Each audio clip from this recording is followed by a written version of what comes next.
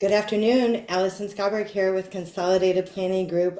We are happy that you've joined us today. If you're joining us for the first time, we are so glad that you're here and you are in the right place. If you've been attending our webinars for a long time, we're certainly glad you are back. I always like to start by going over a few housekeeping items today. We are in webinar mode today, which means that we can't see you or hear you. But we do have the chat box enabled. So if you have questions today, we ask that you put your questions in the chat box and we'll get to as many as possible during the time that we have together today. If you're planning your day, this presentation will be over within an hour. And today's topic, we are talking about guardianship and alternatives to guardianship. And this is a very popular topic in the special needs community. And I am happy and delighted to be back with my friend, Alison Packard, with the Packard Law Office in San Antonio. So you've got Allison squared today, a little different spelling, but she is very well versed in this topic because that's what her practice does. But she herself, like me, is a parent to an adult daughter with disabilities. So she eats, sleeps, and breathes this both personally and professionally. One of the things that I always like to start out with, Allison, is kind of the differences of what you do versus what a special needs planner does. There's a lot of confusion in the community of that. We get a lot of calls. Consolidated Planning Group is a holistic special needs financial planning firm. We are not attorneys, so we don't create documents, legal documents such as guardianship, powers of attorney, healthcare power of attorney, or special needs trust, but we get calls for that all of the time. And so one of the things that we always talk about is that your situation is very specialized when it comes to planning for a loved one with a disability.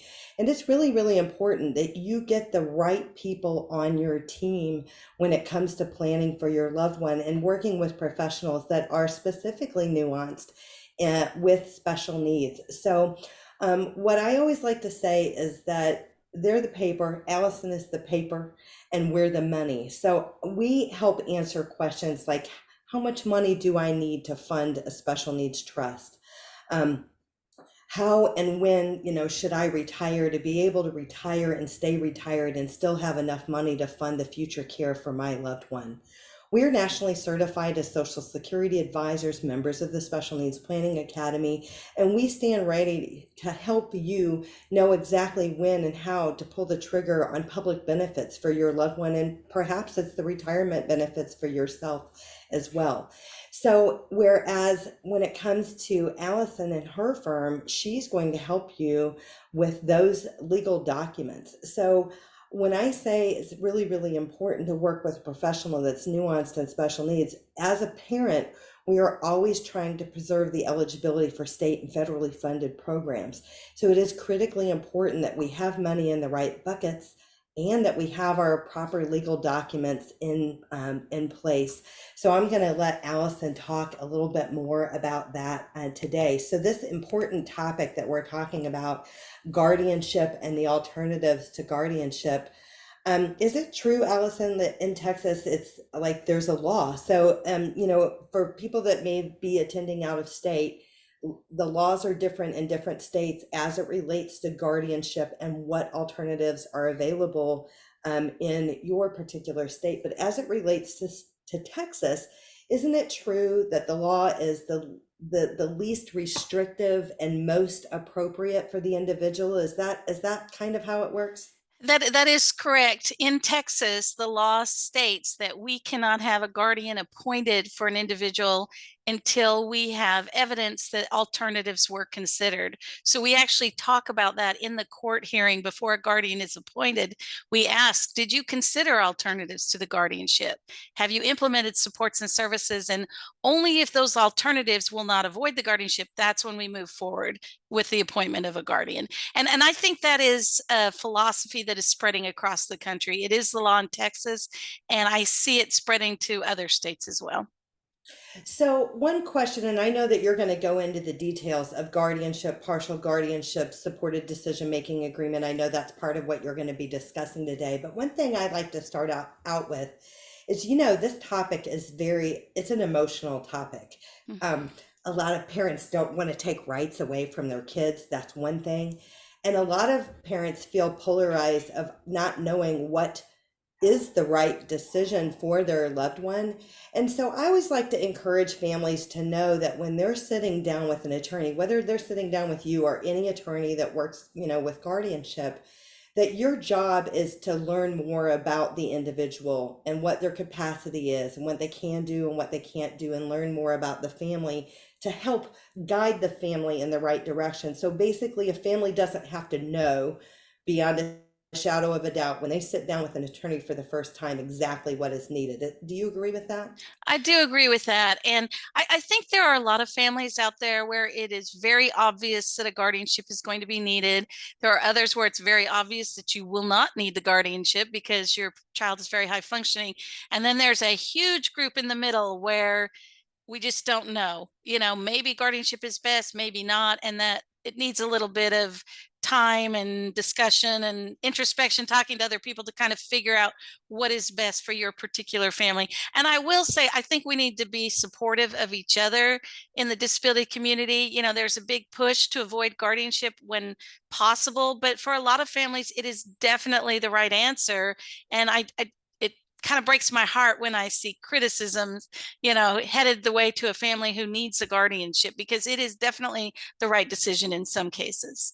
Well, and I agree with that wholeheartedly, Allison, as well. And then the other thing and I'm going to let you just move on with your slides. You guys can put your questions in the chat box. But what I want you to address, if it's not in your slides before we end today, is what if guardianship was truly needed and it is not in place? What if we don't have those critical documents in place and a person doesn't have capacity? I want you to address that too, because I think that that is becoming a growing problem as well. So it can go either way, and we're not, clearly not pro guardianship or anti guardianship. It's what's right for the individual. But I want you to address that, because we've definitely at our firm, we've seen families where clearly the capacity of the individual, they don't have the capacity to make decisions for themselves, and there's not a guardianship in place. And then what scares me is what happens. So it's reasonable to think that you've always helped your child and you've always had these same doctors and you know them and they know you and they're going to work with you. And that's not unheard of. They don't have to do it, but it's not unheard of. But what concerns me is when we don't have guardianship in place and it should be in place, and then the parents pass away, then what? So those are a concern of mine. Yeah, you're exactly right. I mean, my doctors are, I've been with I have a daughter with special needs, as you mentioned, and she has a lot of doctors, and they know me and they're good to talk to me, work with me. They're not asking for legal documentation of my right to be there. They're just pretty good about that. But that is pretty common with parents. But you're exactly right. When the parent is out of the picture, it is a different ballgame for a sibling or a cousin or a friend. Excuse me. While the parent might have been welcomed with open arms, the physicians and the other professionals, they just get more nervous, like, oh, who is this person? What is their legal rights? So sometimes while there's not an issue with the parent, it becomes an issue later on after the parents are gone. And, at times, if it is an emergency situation, we end up needing to do an emergency guardianship, which is a temporary guardianship. It lasts 60 days. It can be extended, but it's a short-term guardianship. And then we end up doing the permanent guardianship after the fact. So it's a lot more legal fees, a lot of hassle, and, it could be avoided by having a guardianship in place if that guardianship is going to be necessary down the road. And before you carry on, there was somebody in the chat box, like, we talked about what if you don't have guardianship and you need it. And some people don't have guardianship because they simply can't afford it.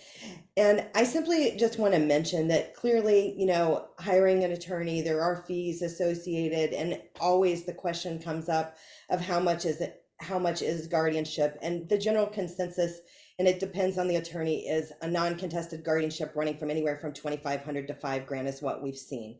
And so it's a broad range, and it's attorney specific, but there are legal aid organizations all throughout the state, all states, that for indigent families that qualify based off of income, that the guardianship could be free or it could be very, very low cost. So you'll want to talk to those legal aid associations. Disability Rights Texas is another one, but there are also legal aid programs out there as well. And then I also just wanted to mention, just in case we have anybody from Galveston County, that Galveston County has a grant that guardianship is free, but you have to live in that county. And I think there's one other county in the state of Texas that does that, and I'm not aware of which county it is, but I do know of Galveston County. So I just wanted to mention that. So Yeah, Allison, let me add something to that too. There are going to be county specific programs. I'm in San Antonio, out in Travis County up north near in Austin. They have some pretty good programs. In my area in San Antonio, we have Morgan's MAC, and there's a wonderful program for people who are members of Morgan's MAC and have very limited income and assets to help get the guardianship done in this area. And Morgan's MAC does extend beyond Bayer County, my county. So that's another one to look into. So yeah. I'm going Okay. to let you take it away. Okay. Well, I appreciate this. If Allison, if you'll watch the chat and interrupt me if I need to get into something, as Allison's already mentioned, this guardianship topic, it's kind of an emotional topic.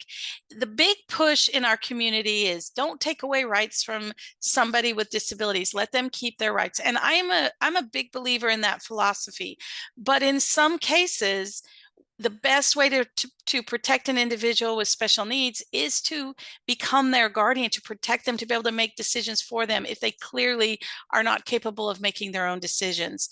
And so a guardianship is the process where we get a court involved and a judge makes a determination that this person is incapacitated, and then the judge determines who the right guardian would be. So it's sort of a two-part process. Does this person lack the ability to make their own decisions, and who is the right person to step in for them? You can go to that extreme, that court determination of incapacity and the guardian appointment, or you can look, as we mentioned before, to see if there's an alternative that can avoid that guardianship. Of course, we can also do nothing, and we've already talked about the downsides of that. Sometimes it works for a period of time and then it no longer works. So I don't like the do nothing approach. I would say either guardianship or try to find a less restrictive alternative. Now, the guardianship process that involves the court, it's not just me as a parent deciding that my daughter needs a guardianship. I need medical support for that. I need a physician to fill out a form for me. That is called a healthcare provider certificate of medical examination. And there's a slide if you advance a little bit, Allison. This form, it's a new form as of September 2023. There was an old form that was around for over 20 years. So I don't know how often the courts will update this, but you've got to make sure if you're going to file an application for guardianship, you're using the current healthcare provider certificate of medical examination form. This is where you go to the doctor or the psychologist or the nurse practitioner working with a physician, and you have them answer questions about the capacity of the individual who's going to be under the guardianship. So the doctor, we'll call it a doctor. The doctor will write on this form what the diagnosis is, how severe it is, and the doctor will also indicate what is the ability of this person to make decisions. So if you go one more slide, it's a little hard to read on these small forms, and I can email this to you if you need it, but there's a section on this CME, we call it a certificate of medical examination, where the healthcare provider indicates whether or not this person has the ability to vote, to make their own medical decisions, to choose where they live, to drive, to get married. And so there's going to be a lot of yes, no, yes, no, yes, no. Depending on what the healthcare provider indicates in that section of the CME, that's the type of guardianship we're going to request. So if we're talking about an individual with very significant disabilities who is now 18 and we need a guardian appointed, and perhaps that individual cannot do a lot of those activities himself or herself, we're looking at a total guardianship. And so the doctor will say, we need a total guardianship. But if it's possible for the person to go under a guardianship to keep some rights themselves, we can have a partial guardianship in Texas. This partial or limited guardianship is going to be very specific to the individual. So, for example, if voting is an activity that is really important to your family, you can work with the doctor, and the doctor can determine that the person going under a guardianship can keep their right to vote, and they should keep their right to vote. Maybe this person is able to make their own educational decisions. That's a common approach, to let them have that ability. Why would we do that? There are some programs in Texas designed for individuals with intellectual disabilities where the person cannot participate if they're under a guardianship. So we talk about those issues. Should we let this person keep that specific right so that they might be able to participate in a particular educational program, a college program? Do we want to let them keep their right to try to drive? Now, if you get too greedy about the rights that you want reserved, then the judge is likely to say, well, if this person can keep their right to make their own medical decision and choose where they live and get married and drive, why do we need a guardianship? So you've got to have a reason for the limits, why some rights should be retained and some should be removed. But there is an option in Texas, and I really like this, because sometimes it is very appropriate to have a guardianship, but maybe don't remove all of the rights.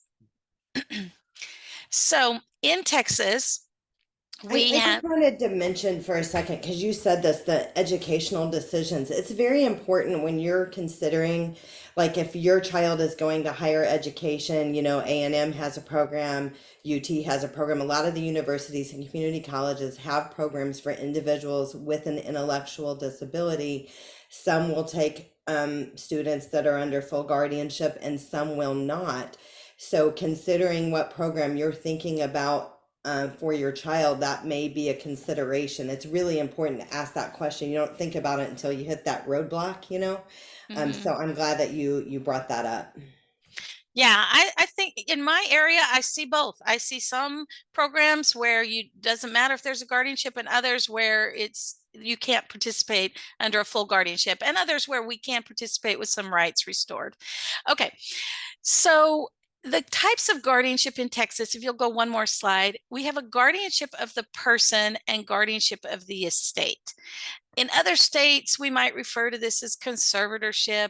There's different terminology, but in Texas, a guardianship of the person is when someone is appointed to make decisions about where that individual, we call that person a ward. I don't like that term, so you always see me struggle to say it, but that is the term, where the ward, the person under the guardianship, is going to live, making medical decisions for that person, educational decisions. That would all fall under guardianship of the person.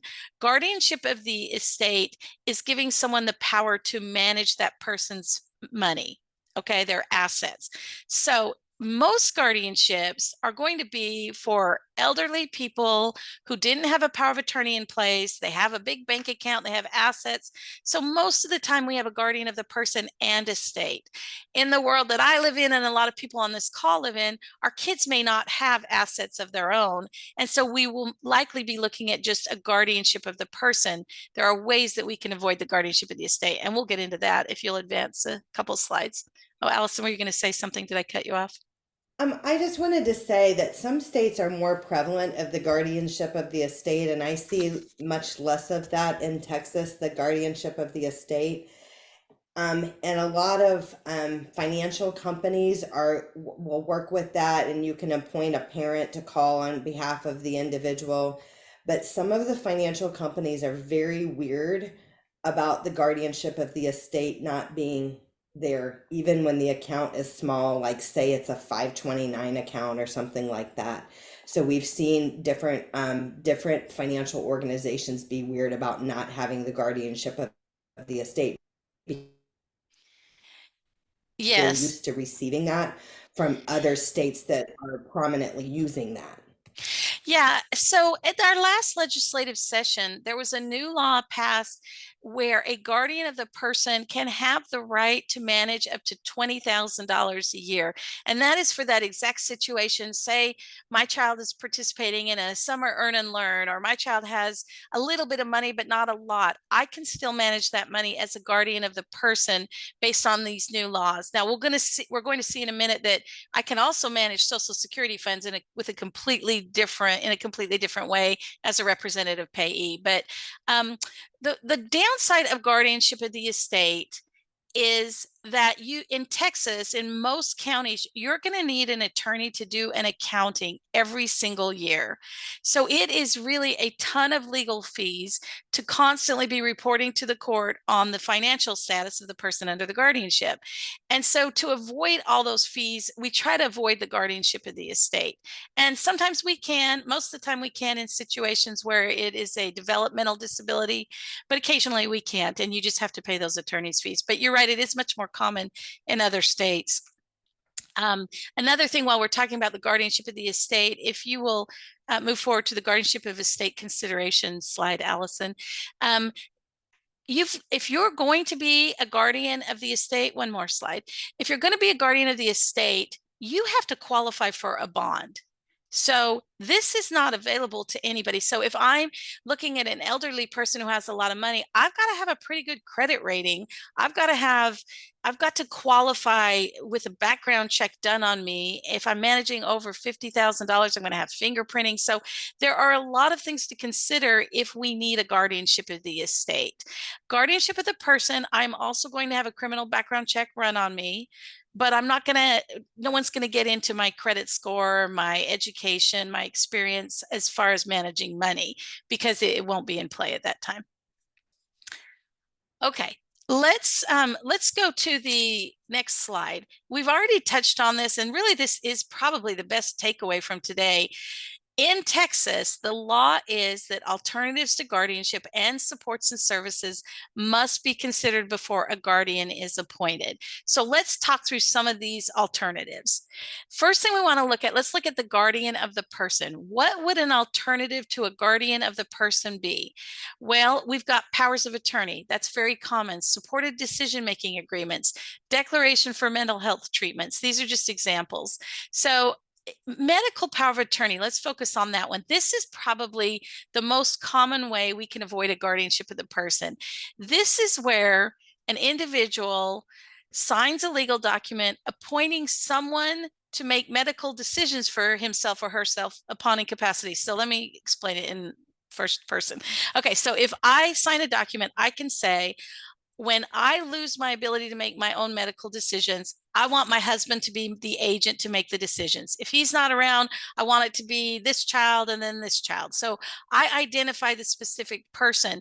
I can sign that document if I have the capacity to understand what I'm signing. I need to understand the risk and effect of signing the document, the benefits, basically the legal terminologies, the nature and consequence of the transaction. So if we apply that to somebody with developmental disabilities, in some cases, this is a great possibility. If that person, say someone with autism, and maybe they are higher functioning and they can understand these legal documents, they can just appoint a parent or another loved one to act as their medical power of attorney. That would avoid the need for a guardian to make a medical decision, because now they've named a medical power of attorney agent to make a decision for him or her.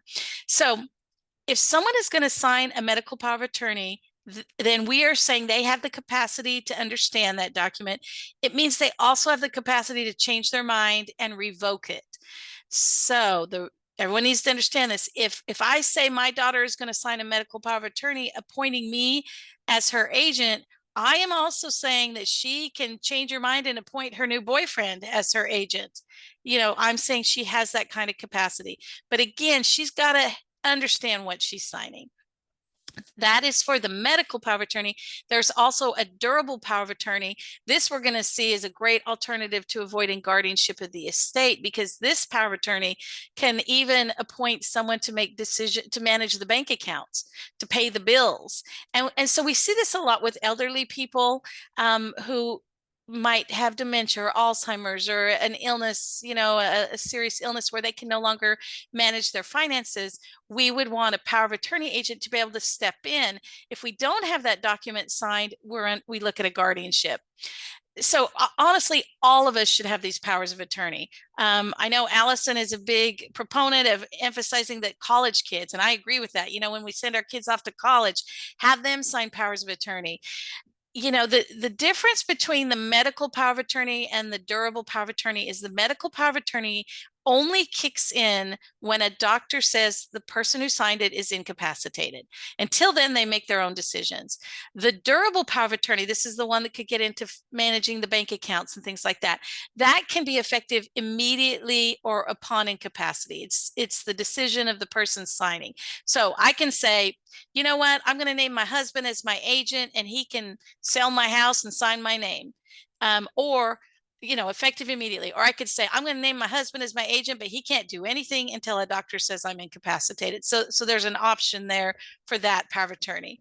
Again, for purposes of today's conversation, we would look at these documents as possible alternatives, ways to avoid a guardianship by getting an agent to step in and make decisions under these documents. A couple things, Allison, that I wanted to chime in on, and that healthcare power of attorney we think is very, very important for those college kids, for your aging parents, for yourself, upon incapacity. And honestly, again, it's not that you're going to, as she said, not that you're going to make the decisions at all times. It's if they're incapacitated. And this is really important in the mental health space and mental health crisis, which we've seen with some college students. So I think that that is important. We've got a couple of questions in the chat box. One person said, is it basically the law that we have to have something? And honestly, it's not, but it's very wise to have something in place, right? Yes, I mean, there's no law that requires you to do something at the age of 18, and a lot of people don't. A lot of people go on for years and years without any kind of legal documentation, whether it's a guardianship or power of attorney. But again, the issue you run into is if there is an emergency and nobody is appointed to make decisions, if there's nobody who can take over with the decision making, then you're looking at sometimes an emergency guardianship, which is very expensive, to be followed up by a permanent guardianship, so you're paying twice, or you've just run into lots of problems, and it's a big issue to dump on our children. Let me see if I can explain that better. So if I know my daughter needs a guardianship and I never do it because I'm just cruising through life and nobody's really calling me on it, what am I doing to the siblings who are going to have to step in my shoes? So I would look at it in terms of what is working now, but what is going to be the situation when I'm gone? What's the situation going to be if there is a true emergency, car accident, something like that? Okay. And I say let's not wait until the crisis happens because, as humans, a lot of people just wait until the last minute on something and then it's, at the phrase a day late and a dollar short. So don't wait for the crisis to happen when somebody has had a massive middle brain stroke and didn't pass away, doesn't have the capacity or the ability to even pick up a pen to sign something. So I think that that's the important thing. A couple other things that were in the chat box. Somebody said, do you need to have guardianship to manage the Social Security SSI benefits? And the answer is guardianship is the only thing that the Social Security recognizes. They don't recognize power of attorney, healthcare power of attorney. However, that does not mean that you need to apply for guardianship so you can manage your child's SSI benefits, because you can apply to be their representative payee, indicating that they do not have capacity or financial wherewithal to handle those things. So you can apply through the Social Security Administration to be their representative payee, even if you don't have the guardianship in place. So that is one thing that I wanted to mention about that. Then we had a couple of others. Let's see here. And we're gonna keep moving and then we'll come back to some of these questions. Let's make sure we touch on the supported decision-making agreement. Yes. This is another document that is really important for this audience today. A supported decision-making agreement. This is a document where someone with a disability, could be mental or physical, over the age of 18, can sign an agreement with a supporter. That supporter is someone who is going to help communicate, help explain the issues behind a decision. The theory is that somebody with disabilities might be able to develop the ability to make decisions, but they need practice. They need someone supporting them as they go through the process of learning to make their own decisions. So, excuse me, this supported decision-making agreement is a really simple document. You do not need to go to court. You don't need an attorney to draft it. There are a lot of samples out there on websites such as Disability Rights Texas, the ARC of Texas. It's a really basic document and it's easy to understand. So the capacity level to sign this is going to be a little lower because it's an easier document to comprehend. The one thing I really want to emphasize about a supported decision-making agreement, however, is this supporter has no authority to step in and make decisions for the person with disabilities. They can only provide counsel and advice, assistance. So a lot of times you read or you hear that a supported decision-making agreement is an alternative to a guardianship, and it is to some extent because we can get in and support our kids in making their own decisions. But we need to understand there are limits. If you have a supported decision-making agreement only if your child is in a car accident or is found to be unable to make a decision, you won't have any right to step in and make that decision. You'll need to go to court and become a guardian or find another solution. So I do love supported decision-making agreements, but I like them when they're coupled with other documents as a backup, if that makes sense. And those other documents you're referring to are the power of attorney, and the healthcare power of attorney is basically what you're referring to go Exactly. along with that. So this is Yeah. an example of some of the supported decision-making agreements that are out there. So a supported decision-making agreement is an agreement, but it's basically what you're saying is it's not a legal document. And that's where you need that power of attorney and healthcare power of attorney that goes along with the supported decision-making agreement to be as comprehensive as possible.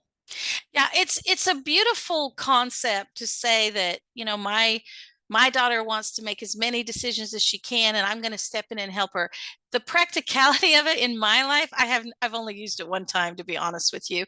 I was real excited about it, and it tends to there are a lot of doctors that are not going to make you show this document, but in some situations, you might have a medical provider who wants you to show that you have a right to be in the room for the medical appointment or the right to be at the school ARD meeting. So I think it is a great philosophy of let our children grow and develop and make their own decisions, but we want to be able to step in, like you said, with a medical power of attorney, a durable power of attorney if needed. Okay. I've even seen an educational power of attorney for when the kid is still in high school and they've turned 18. I've seen those as well. There's been a couple of questions of A, can we get guardianship prior to the person turning 18? And B, when should we start the guardianship process if in fact we are going that direction? Okay, let's get into that. Let me answer those questions and then let's briefly touch on, make sure we've covered the alternatives to guardian of the estate very quickly. But the answer is you cannot. So the guardianship hearing is the finding that this person is an incapacitated adult. So they have to be an adult. So you can't have a guardianship hearing until that individual is 18, or in some courts, they'll do it just right before the 18th birthday. But you can start the process by Texas law 6 months in advance. That's going to be a little bit county specific. Some of our counties like us to wait till 3 months in advance. But you can start it ahead of time. As far as signing the legal documents, no one can sign a legal document until they are a legal adult. So they need to be 18 before they can sign these kinds of powers of attorney. And before we get into a little more detail on the guardianship process itself, I just want to touch on the alternatives to the guardianship of the estate, because a lot of times we can avoid a guardianship of the estate by using the alternatives. And we've already talked about the statutory durable power of attorney, the supported decision-making agreement, and Alison mentioned the Social Security representative payee. That gives someone the authority to manage Social Security funds. You can be a guardian, but you don't have to be the guardian, as she mentioned. A trust is another huge alternative to avoid the guardianship of the estate. And there are seminars that Alison hosts that are an hour long, just talking about the special needs trust and other trusts. But basically, if you leave your assets to a trust, the trustee can manage the funds that are held in that trust, or the property, the home, or whatever is held in that trust. That can avoid a guardianship of the estate. So in other words, I, with my daughter, could avoid a guardianship of the estate by making sure someone is the representative payee to manage her Social Security funds, and also making sure I've done my estate planning so I leave assets to a special needs trust for her. That way the trustee is managing that property. So she doesn't need a guardian to manage her income or her assets. We've got it being managed in other ways, if that made sense. And the risk of only becoming a guardian of the person is if grandma accidentally has a life insurance policy rather, and she leaves the assets to my daughter Angela, and there's no guardian of the estate, I might have to go back to become a guardian of the estate to manage those funds and get them put in a trust. But that's going to be cheaper than paying for a guardian of the estate attorney every year.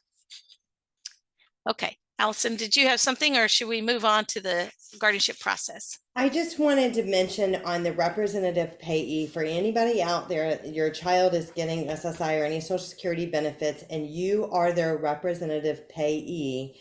They only have one representative payee at a time, but you can name up to 3 successor representative payees, and they don't generally tell you this. And you find out the hard way when the representative payee becomes incapacitated or dies, they'll freeze those benefits. So you can do this for free on your My Social Security account for your child. There's a phone number you can call where you can name successor representative payees if you become incapacitated or deceased, that somebody else can manage those benefits. When those benefits get turned off because it wasn't named, we've seen it take as much as 2 years to get turned back on, and they'll go back and they'll do the back pay, but that doesn't help pay the bills for the 2 years that it was off. So I always like to mention that as an important consideration. Thank you. That is great. On this slide, let me point out something here just to emphasize. If you do the special needs trust as an alternative to guardianship of the estate, remember that trustee is not a guardian of the person. Sometimes people get confused and they say, I'm just going to do a special needs trust, so I don't need a guardianship. All the trustee has authority to manage are the assets held in the trust. They don't have authority to make medical decisions, choose where somebody lives. So a lot of times we see a guardian of the person and then the trustee and the representative payee managing the money separately. Okay, let's talk about, oh, this was a slide about special needs trust. We don't have time to get into this, but you can review the slides. And if you need more information, feel free to review Allison's past seminars. Email me and I've got some information I can email you back. Okay, excuse me. I'm sorry about that. So let's get into the guardianship process. The guardianship process, we start by filing the application. How long does it take? That was a question earlier. I would say anywhere from 2 months to 4 months is most typical. It could take even longer depending on your particular situation, and I'll elaborate on that as we talk about the steps. But I would allow minimum of 2 months, and to be safe, I'd plan on 4. That seems to be the average in this area. And the reason I can't give you a set amount is there are a lot of factors that come into play. We've got to give notice to family members. If there is a parent or a sibling who's hard to find, that's going to delay the process. There's also going to be an attorney ad litem appointed. Some attorney ad litems are very responsive and jump right on the case, and some do not. So there's different issues to cover on that. So we mentioned earlier a temporary guardianship. A temporary guardianship is an emergency guardianship. This is only going to be available for someone who has a true emergency. So for example, somebody who's in the hospital and there's not a clear decision to be made. I saw this with somebody with Down syndrome that needed ECMO treatments during COVID pandemic. Something where the doctors are uncomfortable knowing for sure which way to go. They want someone with legal right to make that decision. That would be an example of an emergency guardianship. Another example is very common with elderly people. Someone is robbing grandma blind. Someone's using a power of attorney and they're abusing their power and stealing all the money out of the bank account. Those kinds of emergencies, we can get a temporary guardianship that only lasts for 60 days, and then we go back and get a permanent. But it is not an emergency if your child is turning 18 and you just didn't get around to doing it until now and you want to hurry it up. That doesn't work, if that makes sense. And we had an emergency of a family where mom and dad were killed in a car accident, and there were three minor children, and grandma was taking over the kids and their benefits and all that kind of stuff, and that was a temporary guardianship situation in that example as well. Perfect. Yeah, great examples. Okay, let's talk through the process a little bit. So we have already mentioned that healthcare provider CME, that's the certificate that needs to be completed by the doctor. That's going to be the same form no matter which county you're in or which attorney you're using or program. You're going to need that completed by the healthcare provider CME. There are a lot of details on getting that completed correctly. If you are in that process and you want to send me an email, I can send you a sheet to just watch out for to make sure, the doctor completes it correctly.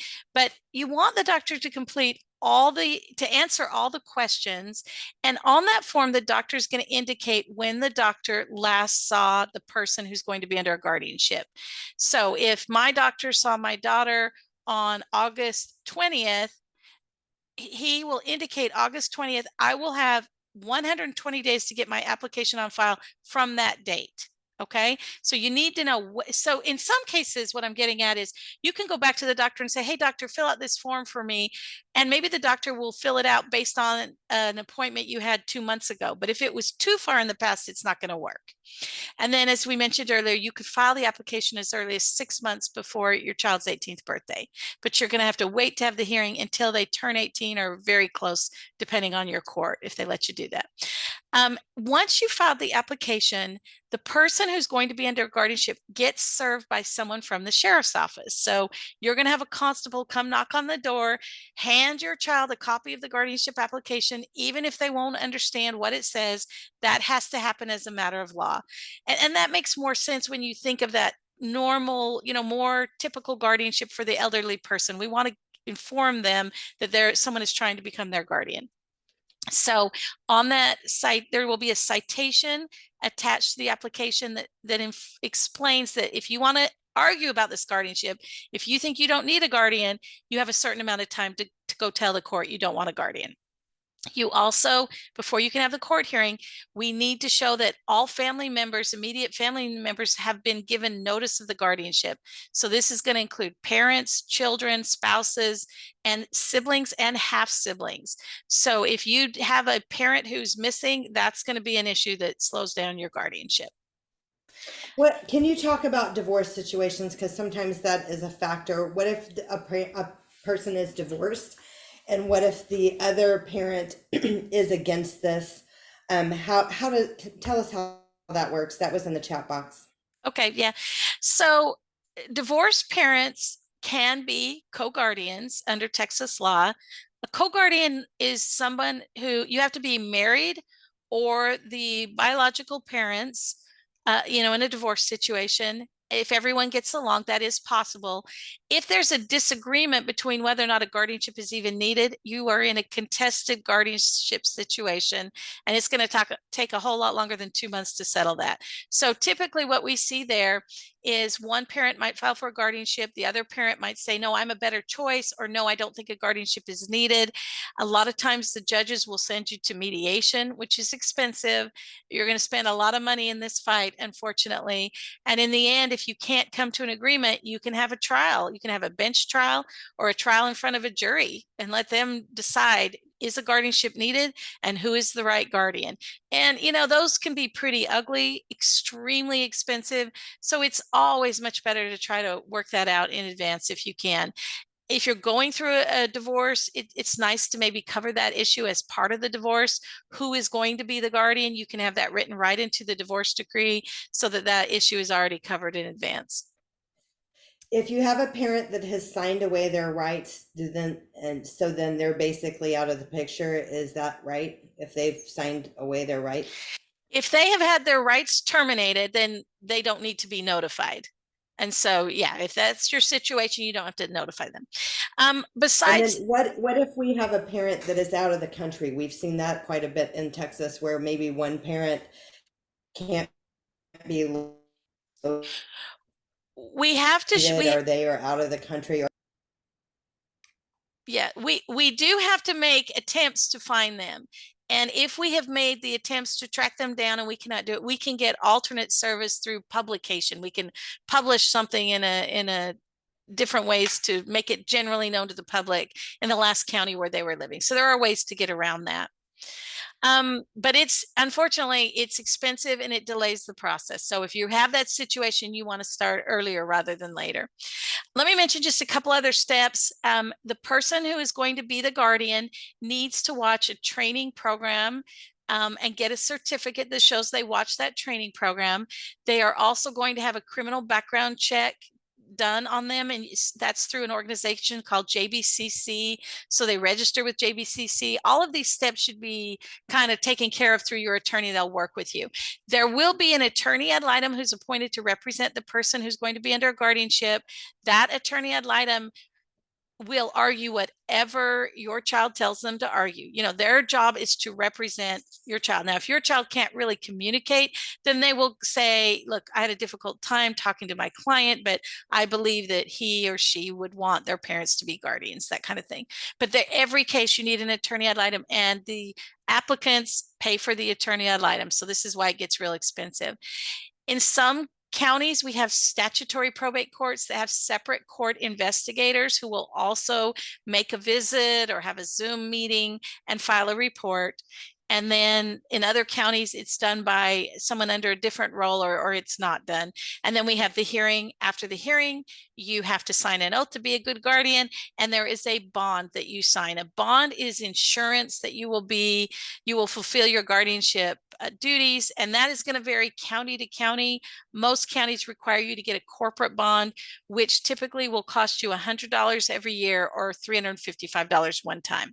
But some other counties do cash bonds. There are some counties that do personal bonds, so that's going to be very county specific. Two questions for right now. Can we have more than one guardian, and basically who can't be a guardian if they have a less than perfect background check?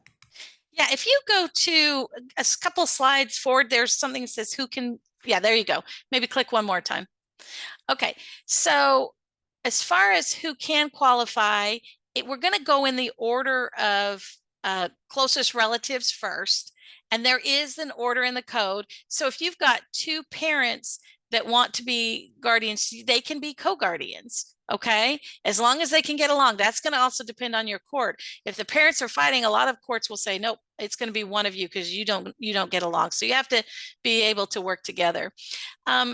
People who are specifically disqualified are non-residents who don't have a resident agent, anyone who owes money to the ward, the person under the guardianship, anyone who's involved in a lawsuit, lack of education or experience, that comes into play if you're managing money. Really, the big one is criminal history and CPS and APS investigations. If you've got a past criminal charge that's related to sexual offense, aggravated assault, injury to child, family violence, that kind of thing, that could be a problem. Now, if you have a DUI from when you were a stupid 20-year-old, the judges will usually let that one go, you know, as long as you don't have a lot of DUIs and they're not recent. Some, you know, they can disregard some things from the past.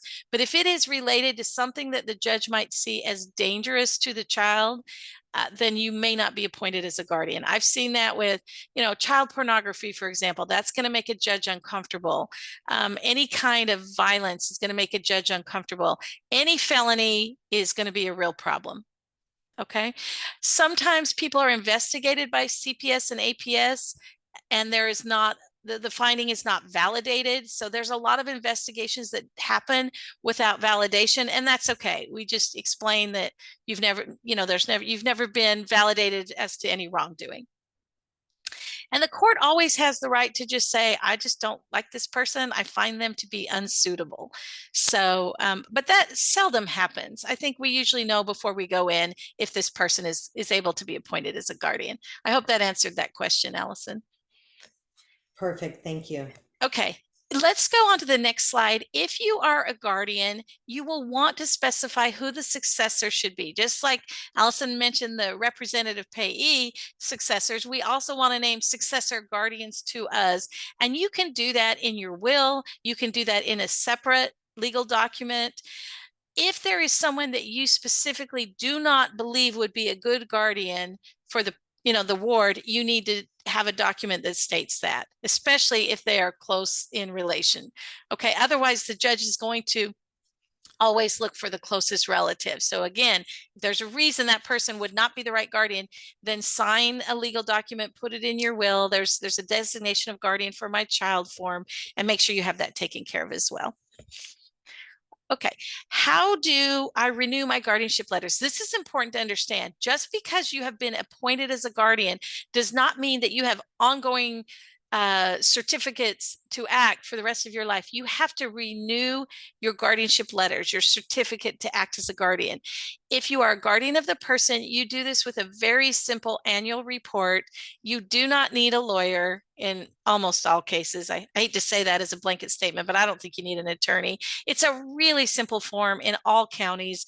You basically answer questions about how your child's health has been, how, where are they living, and it costs usually about $10 to file that. I've seen $12, but not a lot.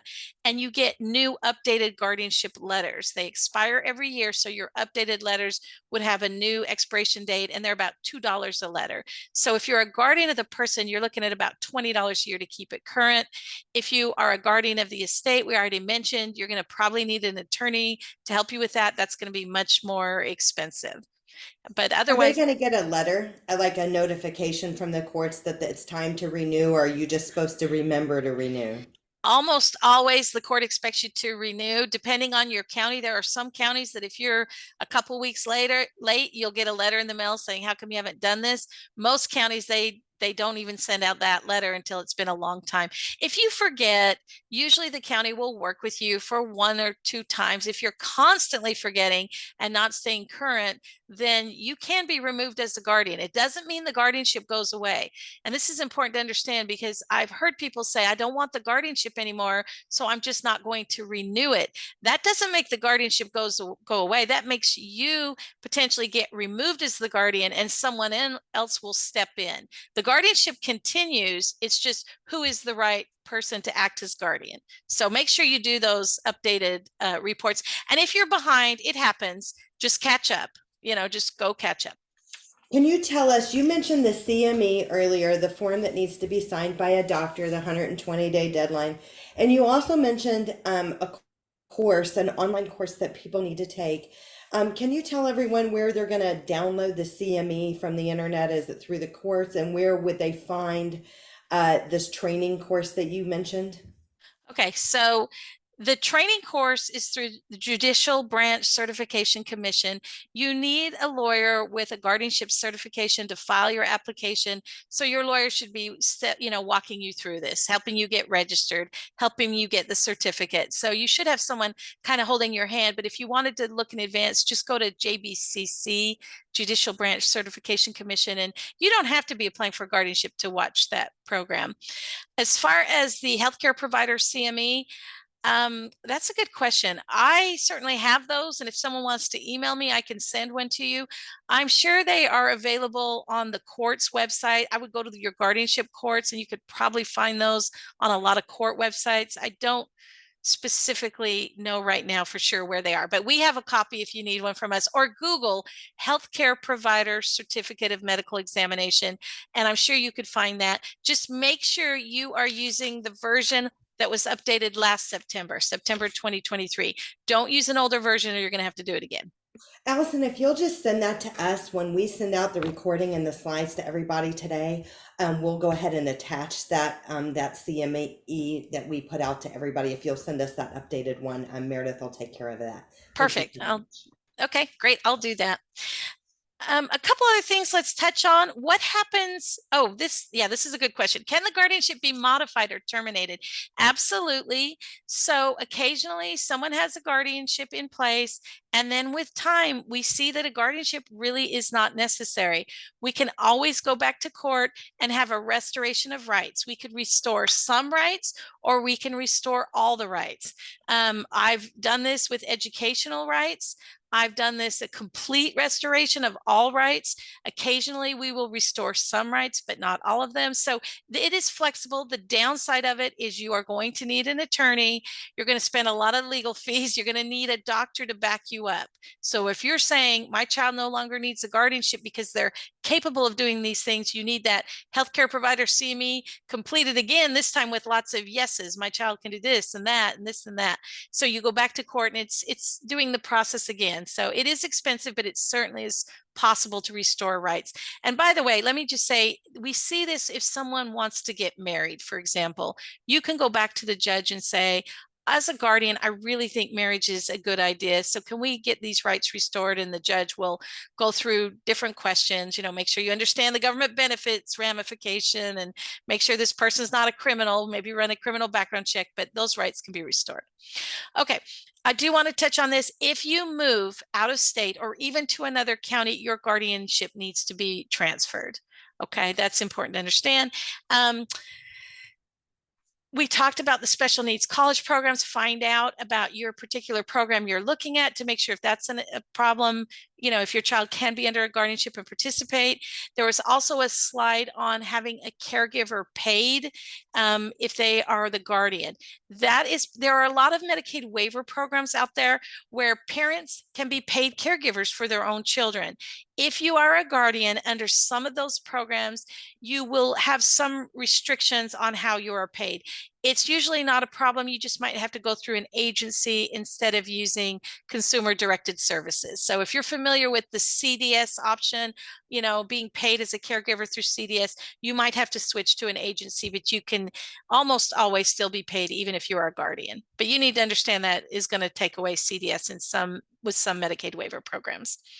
I think we're running out of time. So let me just kind of wrap up. Oh, why is it so expensive? Let's talk about that. Okay. You're going to have to pay an attorney to represent you as your attorney, and you've got to use an attorney with the certification. So you can't use your, cousin who does something totally different. Besides paying your own attorney, and those fees are going to be in the thousands, unfortunately. I would say at least probably typically $3,000, $4,000. I can't really speak across the country, maybe a little less, but not a lot less. They're expensive. Besides paying your own attorney, you're looking at attorney ad litem fees. Some counties have minimum fees. Where I am in San Antonio, they're typically about $600. That's our minimum attorney ad litem fee.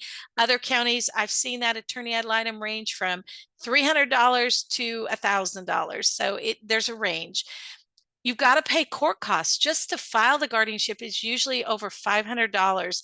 In Travis County, Williamson County, I think it's over $1,000. And that's because they put the attorney ad litem fees as part of the initial filing, but very expensive to get this going.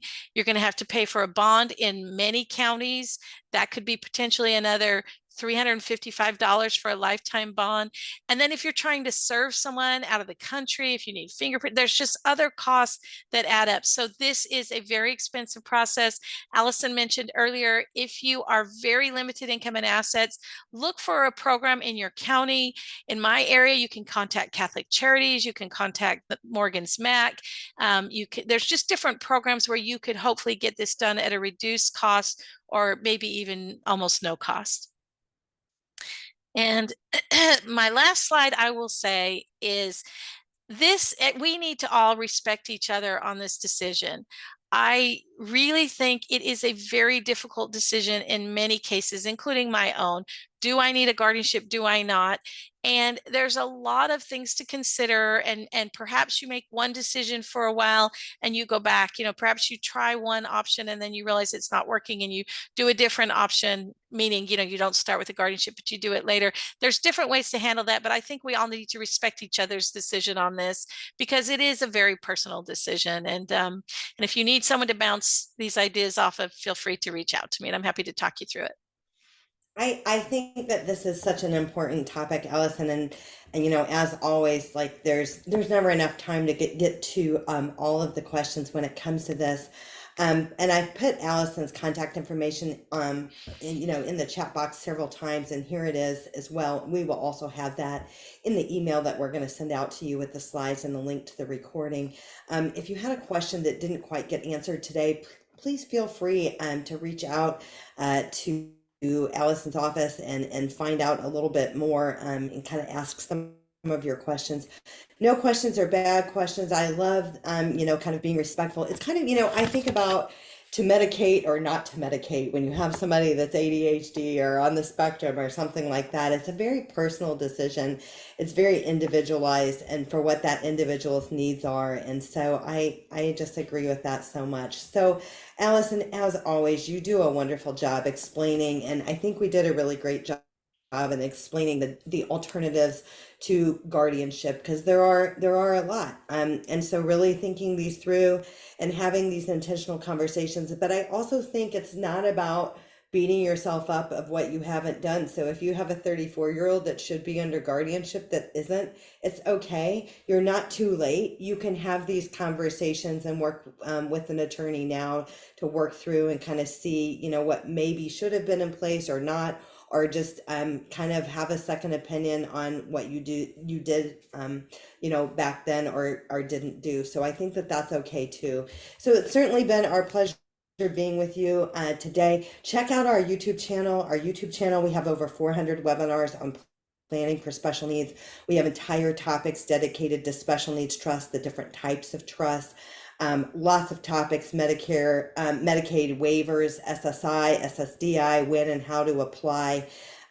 The thing is when we're talking about these topics and our kids, all of these are big discussions.